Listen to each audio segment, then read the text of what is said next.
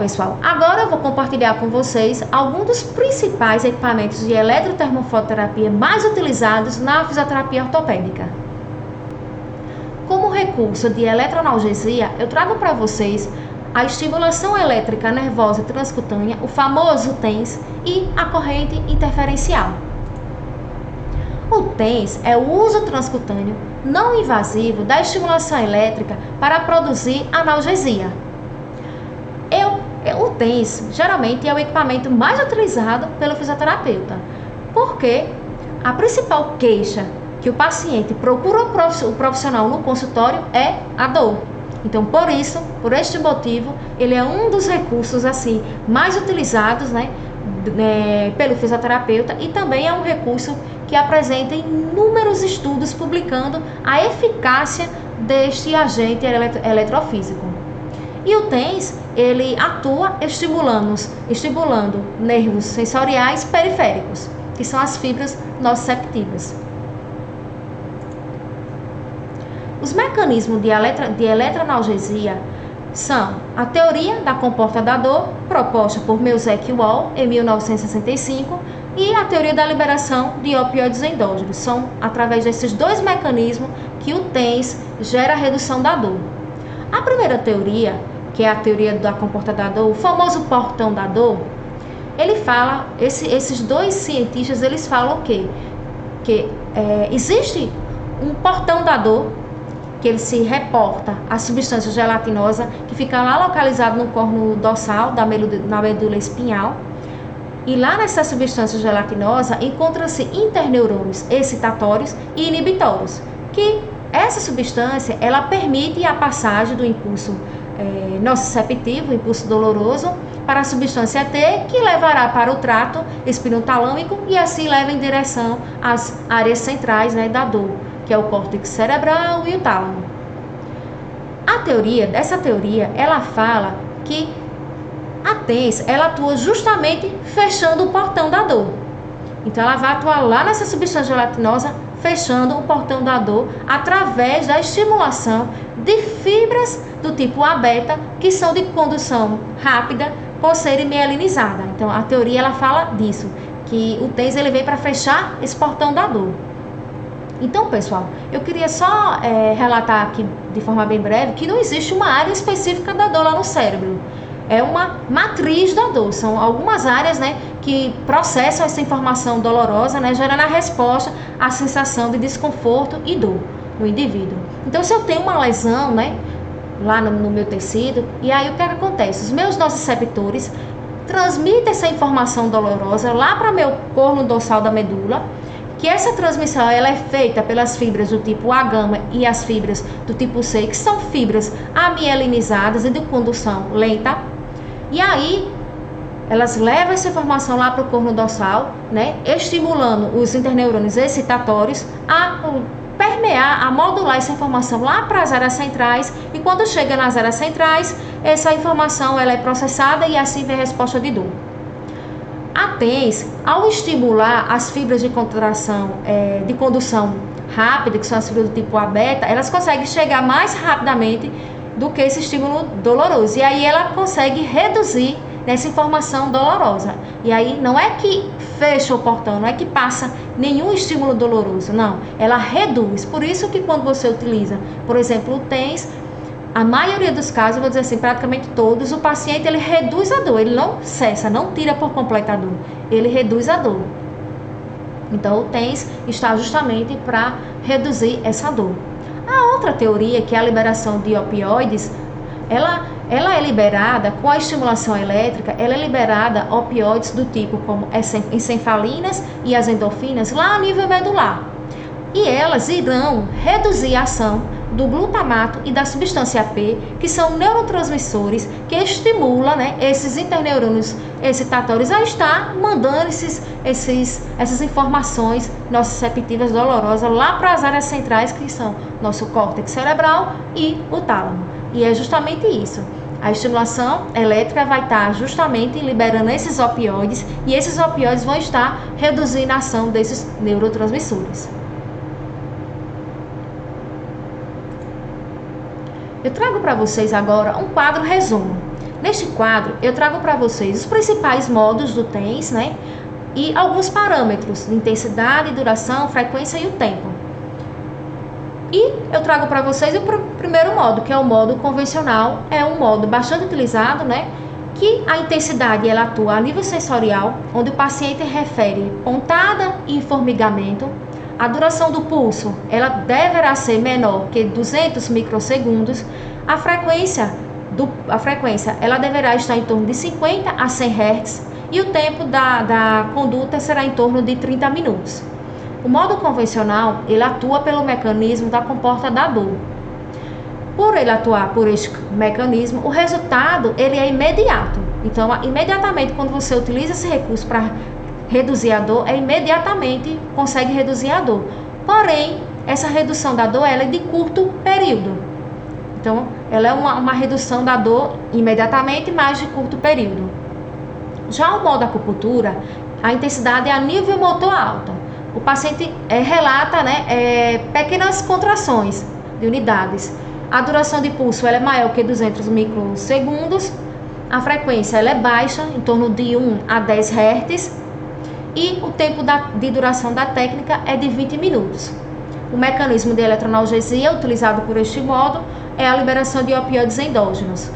O resultado, ele surge a partir de 20 a 40 minutos após a aplicação e geralmente o resultado ele fica por um período maior comparado ao modo convencional. Então a gente considera um resultado de longo prazo. O burst é uma mistura do convencional com a acupuntura. A intensidade é nível motor, né? É uma intensidade nem alta e nem a nível sensorial, é a nível motor, né? Justamente porque essa mistura. A duração do pulso é em torno de 250 microsegundos, a frequência é em torno de 40 a 150 Hz e o tempo de duração é em torno de 40 minutos. Existe também, pessoal, outros modos, como por exemplo o modo breve intenso, que hoje em dia não é muito utilizado mais, né, por conta que os equipamentos mais novos, né, eles não trazem mais esse modo, mas ela é bem parecido com o burst. Existe também o modo de TENS VF. Esse modo de TENS VF significa o modo de variação de frequência, onde o profissional fisioterapeuta ele vai modular a intensidade, a duração e o tempo. E a frequência ela fica automática, né? E é o aparelho, o próprio equipamento que vai modular essa frequência. Existe também um outro modo que é o VIF, que é o variação de intensidade e frequência, né? Que no equipamento, o profissional só vai modular a intensidade, que é a amplitude, e o tempo da técnica. A duração do pulso e a frequência será automática pelo equipamento. Eu trouxe também, pessoal, um resumozinho. Quando vocês quiserem utilizar o TENS para dores agudas, utilize uma frequência elevada, com uma intensidade moderada e o modo TENS convencional, que você estará utilizando, né, o mecanismo de eletroanalgesia através da teoria da comporta da dor. Se você quiser utilizar um TENS para dores crônicas, utilize uma frequência baixa com uma intensidade alta e pode estar utilizando os modos do TENS burst e o acupuntura. E a teoria é a liberação de opioides endógenos. Pessoal, eu gosto de utilizar muito na minha prática clínica. Para dor aguda eu utilizo o TENS convencional e para as dores crônicas eu utilizo o TENS burst. O TENS acupuntura, meus pacientes eles relatam um certo desconforto por conta da impedância da pele, né? Porque a impedância da pele é inversamente proporcional à frequência. E aí eles relatam um certo desconforto quando eu utilizo o modo acupuntura. Por isso que eu utilizo o burst. Eu trago para vocês este artigo científico, que é uma meta-análise que teve como objetivo avaliar a eficiência e a segurança da estimulação elétrica nervosa transcutânea, o famoso TENS, no controle da dor após a artroplastia total do joelho. E ele mostrou que a TENS ela pode reduzir significativamente a dor e o consumo de opioides após a artroplastia total do joelho. Além disso, houve menos efeitos adversos nos grupos TENS. Eu trouxe este artigo para mostrar para vocês, né, apenas um estudo, né, falando da eficácia desse recurso, mas existem inúmeros outros estudos que foram publicados mostrando, né, essa eficácia deste recurso. E além disso, pessoal, o TENS, ele é um equipamento bastante fácil de você manusear, seguro, com poucas contraindicações, que você pode estar utilizando praticamente na maioria dos pacientes. Então, é um recurso muito bom de se estar utilizando, né, para reduzir a dor do paciente. Um outro recurso é a corrente interferencial, que também é um recurso de eletroanalgesia, que também é a estimulação nervosa transcutânea, porém de média frequência, que utiliza na faixa de 2.000 a 4.000 Hz, sendo que a frequência de 2.000 é para estimulação muscular e a frequência de 4.000 Hz é para promover analgesia. A corrente interferencial, como eu falei, ela é de média frequência. Então, eu tenho duas correntes de média frequência que modula uma outra frequência, é uma amplitude de frequência baixa para proporcionar os fins terapêuticos. Como seria basicamente isso? Então, eu tenho um canal 1 que tem uma frequência portadora, que no caso vou falar neste caso que é para proporcionar analgesia, de 4.000 Hz, que é fixa, essa eu não mexo, que interage com uma outra frequência, que é o meu canal 2, que essa frequência ela pode ser manuseada pelo profissional fisioterapeuta, que ela fica em torno de 4.001 a 4.100.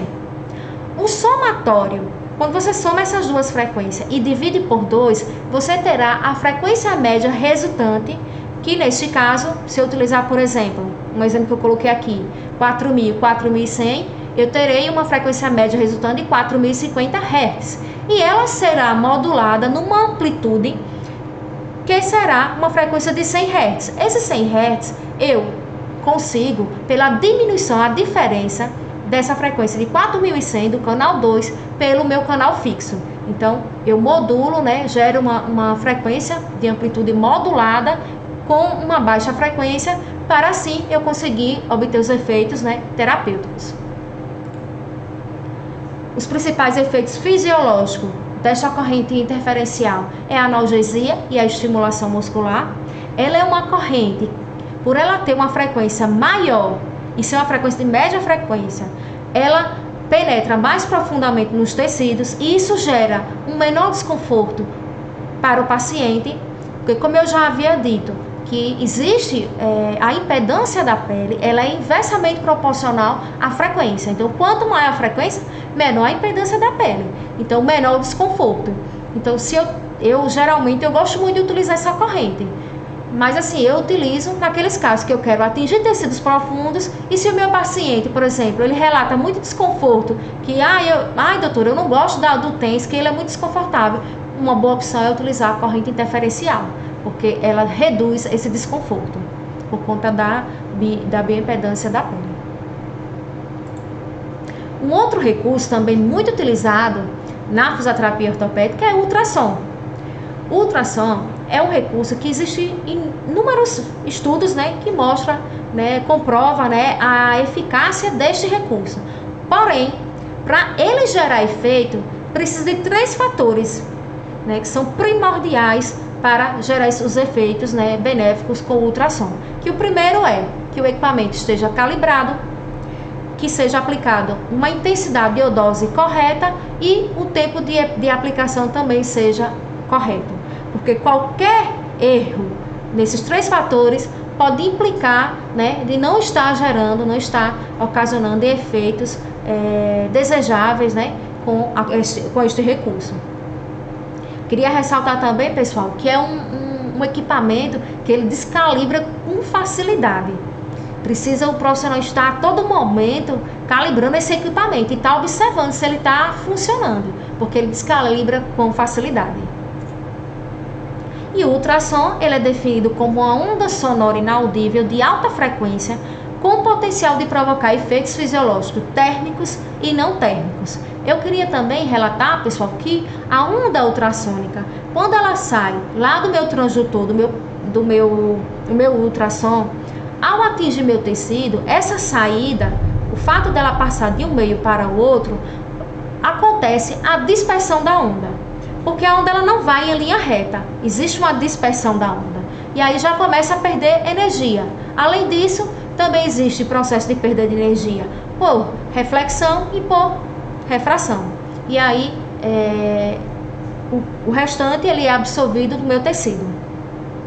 E sua ação, ela está voltada para a redução da dor e dos estados inflamatórios, oferecendo maior mobilidade funcional e reduzindo o tempo de recuperação dos pacientes. Então, na literatura, ele traz muito essas ações que eu falei aqui, né, com o uso do ultrassom. O ultrassom, ele interage com o tecido de várias maneiras, como eu falei. Ele pode gerar efeitos térmicos e não térmicos.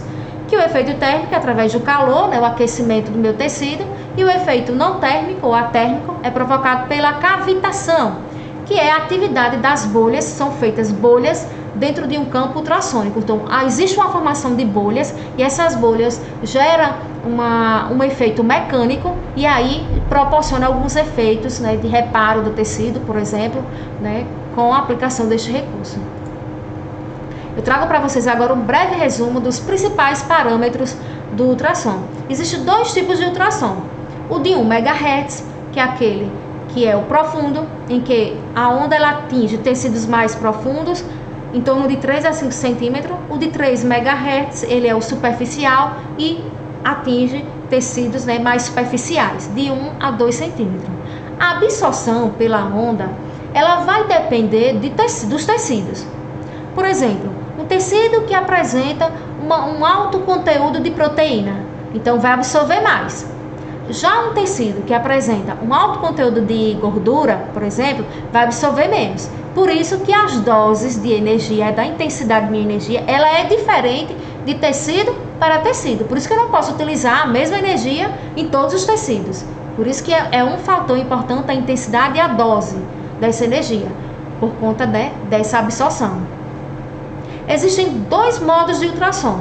O modo contínuo, que é aquele que provoca o efeito térmico proveniente, né, da onda contínua, é um contínuo pulso né, que vai ser estimulado lá no meu tecido, né, de forma contínua, sem interrupção, sem modulação. E tem o modo pulsado, que é pulsos, né, ele emite pulsos dessa onda. E aí pode haver interrupção. E o modo pulsado, ela apresenta comodulações, que vem frequência de 16 Hz, 48 Hz e 100 Hz, sendo que o de 100 Hz, ele fica na maioria dos equipamentos, que é o modo convencional de 100 Hz. E o modo pulsado, ele gera o efeito da cavitação, que são os efeitos atérmicos, os efeitos mecânicos no tecido. Eu trago para vocês, pessoal, algumas doses do ultrassom que vocês podem estar utilizando nesses tecidos, como por exemplo o nervo, o músculo, a cápsula, o ligamento e a bolsa. Um outro parâmetro importante é o tempo de aplicação, que o tempo de aplicação ele depende muito da era, que é a área do meu transdutor, do meu cabeçote lá do meu ultrassom, e da minha área de aplicação. Existe uma conta que você pode estar calculando, né, esse tempo de aplicação. E é um fator, como eu já havia falado anteriormente, é um fator importante, né, para gerar efeito através da aplicação deste recurso. Agora, pessoal, eu trago para vocês duas correntes que promovem a estimulação elétrica neuromuscular, que é a corrente russa, que é uma corrente de média frequência, e a corrente FES, ou estimulação elétrica funcional, que é uma corrente de baixa frequência.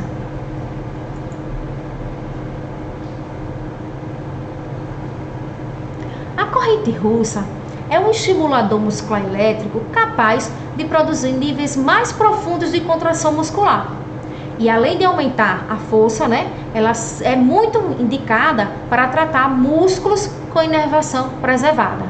A corrente russa você pode estar utilizando para melhorar a força muscular, naqueles músculos fracos, para evitar a atrofia por desuso proveniente de um pós-operatório, por exemplo. Na minha prática clínica, eu utilizo bastante a corrente russa para potencializar força muscular e torque.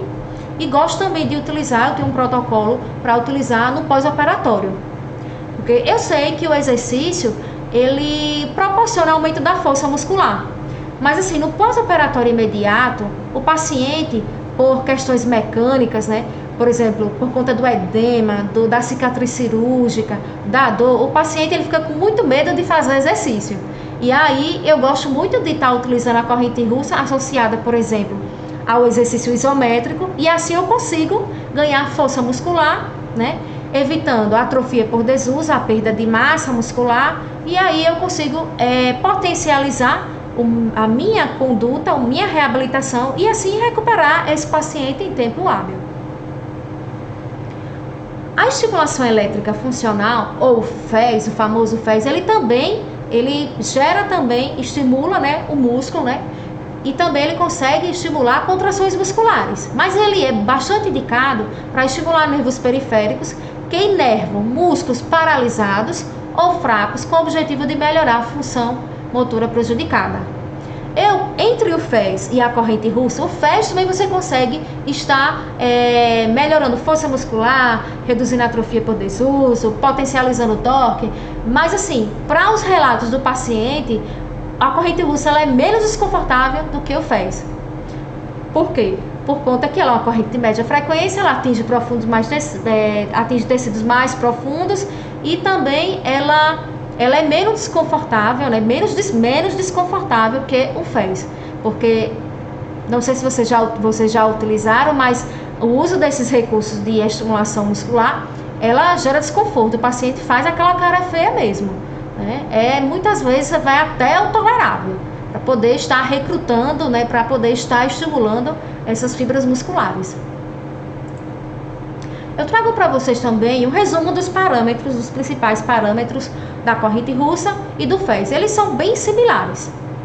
Na corrente russa, por ela ser uma corrente de média frequência, ela vê uma frequência portadora que é de 2.500 Hz, ela é fixa, e vê uma frequência de modulação que fica em torno de 1 a 100 Hz. Existe um ciclo de trabalho ou pacote de pulsos que fica em torno de 10 a 50%. E geralmente trabalha, né, em torno de 20 a 50%, que é o tempo de ativação, repouso e a porcentagem em relação a esse trabalho muscular.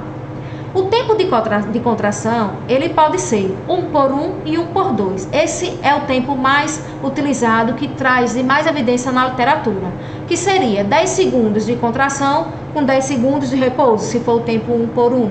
Se for o tempo 1 por 2, seria 10 segundos de contração com 20 segundos de repouso, por exemplo. Os mais utilizados seriam esses. Eu, particularmente na minha prática clínica, eu costumo utilizar muito 1 por 1. E o tempo da rampa de subida do pulso e de descida é em torno de 1 a 20 segundos.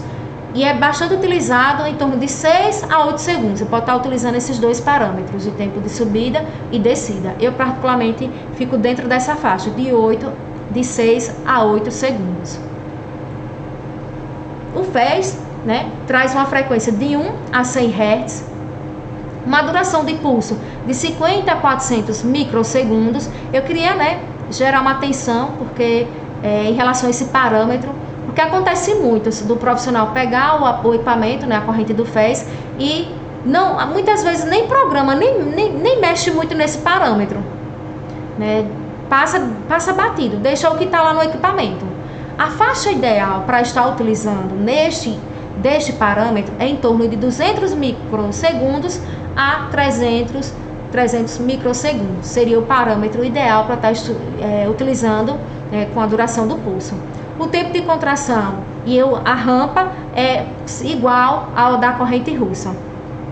E aí, pessoal, eu trago aquela receitinha, né, aquela dica, né, que se você quer estimular fibras de contração lenta, que são as fibras do tipo 1, você utiliza uma frequência de 30 a 50 Hz. E se você quer utilizar a estimulação para fibras de condução rápida, como por exemplo as do tipo 2, você pode estar utilizando de 50 a 80 Hz.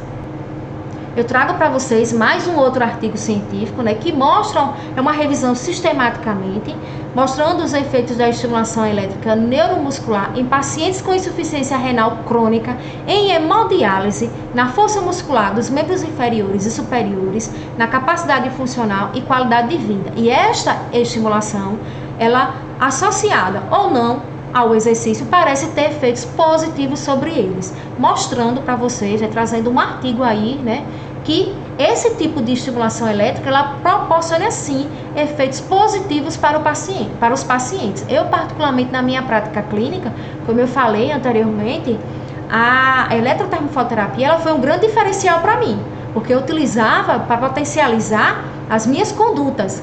Então, eu conseguia obter excelentes resultados e em tempo hábil, que é o que o paciente quer, se recuperar o mais rápido possível. Então, isso foi um diferencial para mim, né? Foi o que me impulsionou, né, a entrar dentro do mercado de trabalho e também, né, a me gerar as possibilidades, né, de atuação e também gerar as oportunidades que foram surgidas ao longo, né, da minha carreira.